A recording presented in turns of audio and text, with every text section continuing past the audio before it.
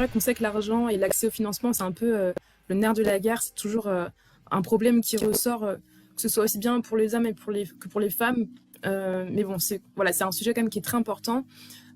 D'après vous, les filles, est-ce que tout simplement le financement il est accessible aujourd'hui aux femmes ou est-ce que c'est encore compliqué? Moi, j'ai envie de dire, le financement, c'est une difficulté inhérente à la création d'entreprises, que ce soit pour les femmes que pour les hommes. C'est vrai que dans certains pays, dans beaucoup de cas, les femmes ont plus de difficultés à accéder au financement, encore une fois, pour plusieurs raisons. D'abord, il faut les préparer, donc déjà psychologiquement et avoir les compétences de défendre son dossier. C'est souvent pas le cas parce qu'elle a confiance et c'est souvent quand on n'a pas confiance et qu'on a peur, ça se voit tout de suite et c'est très mal vu par l'investisseur, par le banquier, par tout ce que vous voulez. Donc, vous voyez, la question de la confiance en soi est déjà à travailler rien que pour avancer sur ce volet-là. Aujourd'hui, pitcher son projet, défendre ses compétences, son projet, son équipe, etc., c'est une compétence qu'il faut avoir pour trouver des financements. Et puis, bon, il y a aussi d'autres problèmes. Par exemple, l'accès à les garanties, mais ce n'est pas exclusif aux femmes. Franchement, même des hommes, ils n'ont aussi pas de garantie. Il y a aussi, il y a pas mal de choses. Le fait d'avoir un petit projet n'est pas facilement finançable. Aujourd'hui, on voit que les grands projets sont plus facilement finançables que de petits projets. Donc, il y a beaucoup de raisons qui font que les femmes ont un petit peu plus de difficultés à accéder au financement. Mais toutefois, aujourd'hui, on remarque, et je le vois aussi en Tunisie aujourd'hui, si elle est bien préparée, si le projet est important, s'il y a une équipe derrière, parce qu'il n'y a pas que la femme. Aujourd'hui, on ne parle plus d'un entrepreneur, d'un solo entrepreneur. Un solo entrepreneur est à la base, d'emblée, mal vu parce qu'on ne peut pas croire, en tant qu'investisseur ou en tant que banquier ou qui que ce soit, qu'une personne toute seule peut gérer tous les aspects d'un projet et aller vers le succès facilement. Donc, aujourd'hui, de plus en plus, on est en train de regarder les projets en tant que team. Quand c'est dirigé par une femme, nous, par exemple, la Damia, on l'approuve parce qu'au contraire, on pense qu'elle a des compétences intéressantes qui peuvent mener le projet vers le succès, surtout si elle maîtrise son projet, surtout si elle connaît tous les aspects de son projet et surtout si elle est entourée par une équipe qui soit complémentaire, qui ont des compétences complémentaires à ses compétences à elle. Et là, on est plus confiant. Vous savez, en Tunisie, il y a très souvent les banques qui disent les femmes remboursent mieux que les hommes. Très souvent, j'ai souvent rencontré des banquiers qui disent ah oui, moi je prête aux femmes, il n'y a aucun problème, elles remboursent mieux que les hommes. Voilà, donc le terrain est là. Il suffit d'avoir les compétences, il suffit de savoir où aller, parce qu'aujourd'hui, financer aussi un projet, il faut chercher le financement adéquat, la taille de l'investissement adéquate, il faut peut-être changer de paradigme et arrêter de penser aux banques, parce que moi, je déconseille fortement qu'un projet commence en détail avec un crédit bancaire. La banque vient ensuite quand on veut aller vers un scale-up, quand on veut aller vers une taille un peu plus importante. Il faut commencer par attirer, courtiser des investisseurs, de la famille, des amis, des business angels, aller sur des fonds, aller sur des compétitions, des hackathons, des trucs. Il y a plein de choses qui sont aujourd'hui, qui permettent au projet d'avancer tout doucement avec différents moyens de financement, un petit morceau par là, un petit morceau par là, et avancer doucement jusqu'à ce qu'on soit sûr du marché, on soit sûr de ce qu'on est en train de faire, on commence à faire du chiffre d'affaires, on commence à dire voilà, ils sont là les clients, on a essayé et tout est là, et c'est à ce moment-là où on veut vraiment grandir et accroître, on va vers des financements plus importants. Voilà. Merci beaucoup, Douja. Peut-être, est-ce que tu veux rebondir dessus, Armand? Enfin, toi, en tant qu'entrepreneur, est-ce que ça a été simple ou un peu compliqué, l'accès? Je dis simple, ça te fait sourire. L'accès au financement, ça allait ou comment ça s'est passé pour toi? Bon, merci à Douja. Déjà, elle a donné toutes les astuces vraiment pour essayer de lever des fonds pour les entrepreneurs. Donc déjà, ils ne savent pas vraiment par où passer. Moi, le constat que je fais, c'est plutôt un changement de procédé. Et aussi de la part des organismes de financement, en tout cas pour le cas du Sénégal. financés à une étape précise de leur croissance. Et c'est bénéfique pour les deux bords. Donc, quand je parle de ça, c'est par exemple pour nous, notre cas, c'est au bout de la 3e, 4e année qu'on a commencé à lever des fonds et ça nous a fait vraiment beaucoup de bien. Ça nous a permis au moins de mieux se former, de mieux maîtriser l'activité. Donc derrière, au-delà de ça, on pouvait s'autofinancer nous-mêmes ou essayer de chercher des fonds ou essayer de voir, de brainstormer, de voir par rapport au projet, comment est-ce qu'on pouvait vraiment vendre plus pour avoir plus de bénéfices et pour fonctionner par nous-mêmes. Donc, toute cette étape-là nous a permis au moins d'avoir une force, de mieux maîtriser l'activité et quelques années plus tard, mieux séduire les investisseurs. Aujourd'hui, on peut dire qu'on a pu arriver à une étape où ce sont les investisseurs qui courent, entreprise, mais bon, on est là, on se dit, bah non, ok, on prend ce format-là, on laisse celui-ci. Bon, c'est pas anodin, c'est parce que vraiment derrière, ça nous a pris du temps, il y avait beaucoup de love money, ça c'est ce que Douja a dit, c'est très important, qu'il y ait de la famille qui soutienne derrière, des amis ou même que l'entrepreneur lui-même mette de côté des fonds pour pouvoir essayer de... Durant les premières années, on n'a pas les bénéfices qu'on espère, on a juste de quoi rouler et c'est ce qui est bien, c'est ce que les entrepreneurs devraient comprendre. On n'est pas appelé les premières années à avoir de très gros chiffres d'affaires, de pouvoir même nous payer nous-mêmes. C'est un gros sacrifice à faire, mais pour vraiment la survie de l'entreprise, au moins 3 années de roulement et après essayer de démarcher des organismes de financement, etc. Pour nous, ici au Sénégal, en tout cas pour les femmes, il y a des organismes qui sont très, très statiques, qui est exclusivement dédié aux femmes. C'est un gros organisme de financement qui finance entre 10 millions et 100 millions, qui soit propose des prêts d'honneur avec zéro intérêt derrière, ou qui propose l'entrée en capital pour des entreprises un peu plus matures.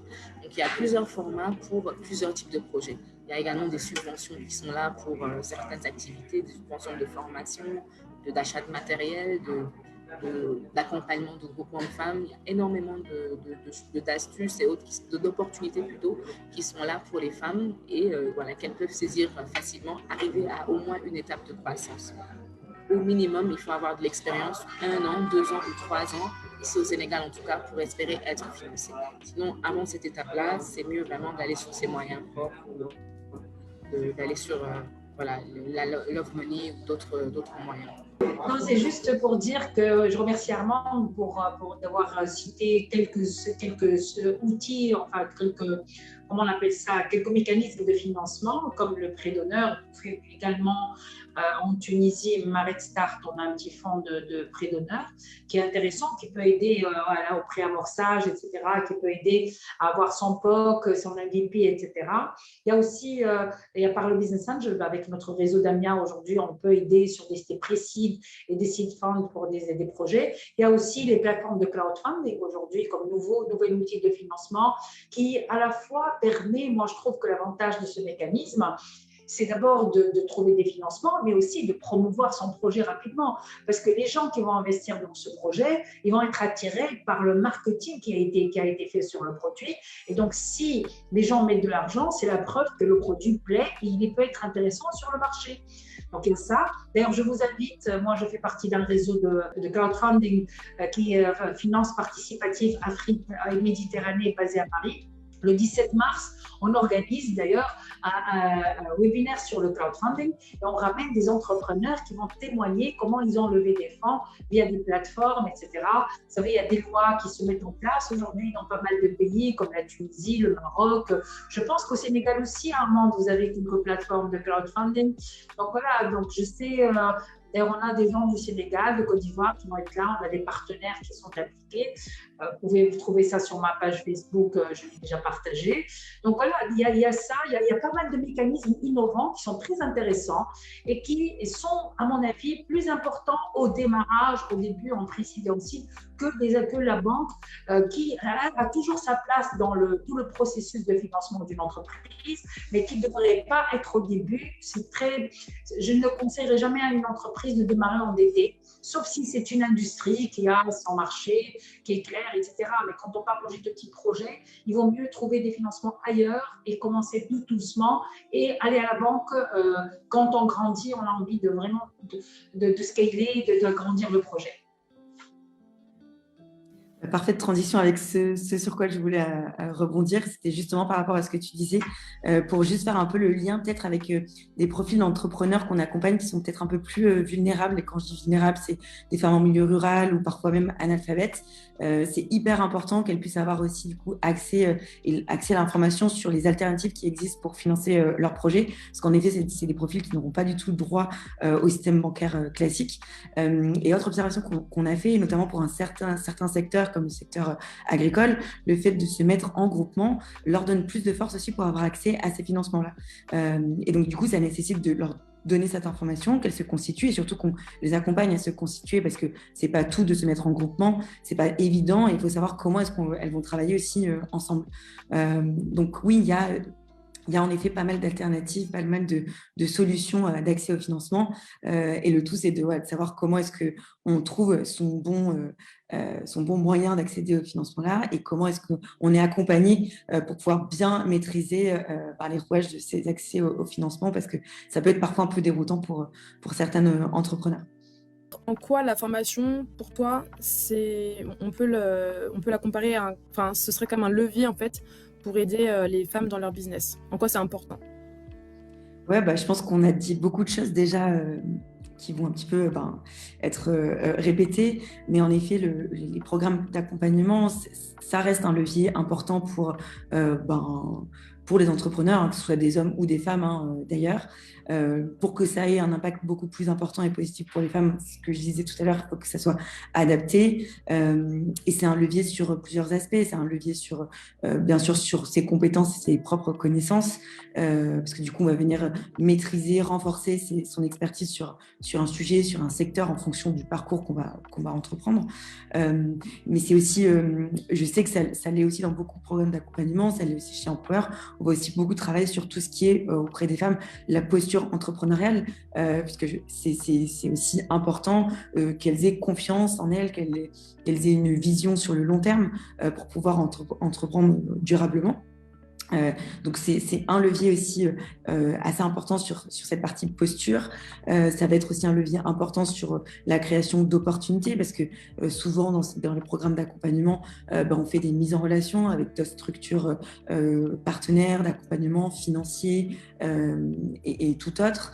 Du coup, c'est aussi des moyens d'étendre un petit peu ces opportunités, ces possibilités. Puis ça va être surtout un moyen de rencontrer d'autres entrepreneurs, de voir qu'il y a d'autres personnes qui se retrouvent parfois dans les mêmes situations ou alors qui ont déjà rencontré certains problèmes auxquels elles font face aujourd'hui et qui ont déjà expérimenté des solutions à leur proposer. Donc, ça va aussi être un partage d'intelligence collective et du coup de sources de solutions. Et surtout, ça permet aussi de se constituer un premier réseau de femmes entrepreneurs, mais aussi au sein de l'écosystème, puisque généralement, un programme d'accompagnement va avoir plusieurs acteurs à intégrer dans son parcours. Et donc ça, pour toutes ces raisons-là, ça va permettre de répondre à différents besoins, quel que soit son niveau d'avancement, quel que soit son niveau d'éducation. Et c'est aujourd'hui un peu primordial pour pouvoir passer, comme je disais, du lancement de son activité à la pérennisation, la durabilité de son activité. Pour avoir la chance de travailler en tout cas directement avec certaines de nos entrepreneurs, il va y avoir aussi un aspect assez social et de sororité qui vont être assez riches et importants pour elles. Et ce que je disais un peu tout à l'heure, ça va aussi pas mal casser un certain sentiment d'isolation qui vont leur permettre du coup d'avancer plus sereinement dans leur aventure entrepreneuriale. Genre Armande, elle est là. Ouais, carrément. Est-ce que toi, Armande, t'as pu intégrer ce genre de structure d'accompagnement vraiment pour les femmes? Oui, exactement. Et vraiment, comme Margot parlait, c'est exactement le même process pour moi. Et je peux dire que c'est un pur produit soit des incubateurs ou soit des réseaux de femmes. Et c'est grâce à tous ces moyens-là, en fait, ces opportunités-là je suis là aujourd'hui, que j'en suis là aujourd'hui, parce que déjà, je pense, dès les débuts, mon Dabio a été accompagné par près de 3 incubateurs différents. parce qu'on avait plusieurs activités au sein de l'entreprise, la partie agricole et la partie agroalimentaire. Donc, ça a intéressé forcément deux types d'accompagnateurs. Et d'autres réseaux de femmes aussi qui se sont créés via ces incubateurs-là. On a tissé des liens entre entrepreneurs se retrouvant dans quelques événements ou dans des marchés spéciaux, on peut dire des marchés de producteurs, des marchés de femmes entrepreneurs ou d'autres marchés qui étaient là pour la promotion des produits locaux au Sénégal. Donc, au fur et à mesure, on a tissé des liens entre entrepreneurs et on a eu au moins plusieurs réseaux. Je peux compter aujourd'hui au moins 5 réseaux différents de femmes et d'autres réseaux typiques agriculteurs et autres qui sont vraiment en mouvement et qui partagent des opportunités à tout type d'entrepreneurs.